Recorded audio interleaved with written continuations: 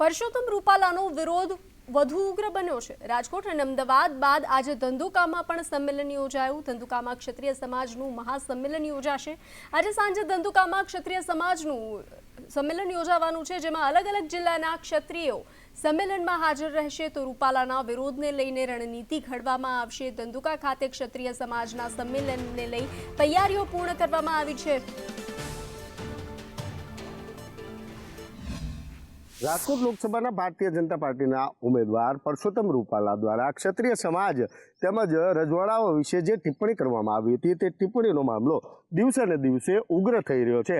આપ દ્રશ્યમાં જોઈ શકો છો તે પ્રમાણે અહીં ધંધુકા ખાતે ખાસ પ્રકારે મહાસંમેલનનું આયોજન કરવામાં આવ્યું છે। જે સંમેલન પ્રથમ તો માત્ર 4 તાલુકા એટલે કે ધંધુકા, ધોલેરા, બરવાળા અને રાણપુર એમ 4 તાલુકા પૂરતો આ જે કાર્યક્રમ હતો તે કાર્યક્રમ હાલ રાજ્યવ્યાપી થવા તરફ જઈ રહ્યો છે। અહીં ચુસ્ત પોલીસ બંદોબસ્ત, અહીં પોલીસ નિરીક્ષણ ચાલી રહ્યું છે। ત્યારે સમગ્ર જો સ્થળની વાત કરવામાં આવે તો આ જે મહાસંમેલન છે તેમાં રાજ્યમાં અલગ અલગ જિલ્લાઓમાંથી હજારોની સંખ્યામાં મહિલાઓ, યુવાનો તેમજ આગેવાનો ઉપસ્થિત થવાના છે। ત્યારે આ સંમેલનને તૈયારીઓને આખરી ઓપ આપવામાં આવી રહ્યો છે અને ગણતરીની કલાકોમાં અહીં ખાસ પ્રકારે મહા સંમેલન જે છે ક્ષત્રિય સમાજનું કે જેનો ધંધુકા ખાતેના જે ક્ષત્રિય અસ્મિતા સંમેલનનું નામ આપવામાં આવ્યું છે। આ મહાસંમેલન ટૂંક જ સમયમાં ગણતરીની કલાકોમાં 5:30 વાગે યોજાશે। ત્યારે તૈયારીઓને આખરી ઓપ આપવામાં આવ્યો છે અને રાજ્યમાંથી મોટી સંખ્યામાં અહીં ક્ષત્રિય સમાજના આગેવાનો, યુવાનો અને મહિલાઓ આ કાર્યક્રમમાં જોડાશે અને આગામી રણનીતિ અંગે ચર્ચા કરશે।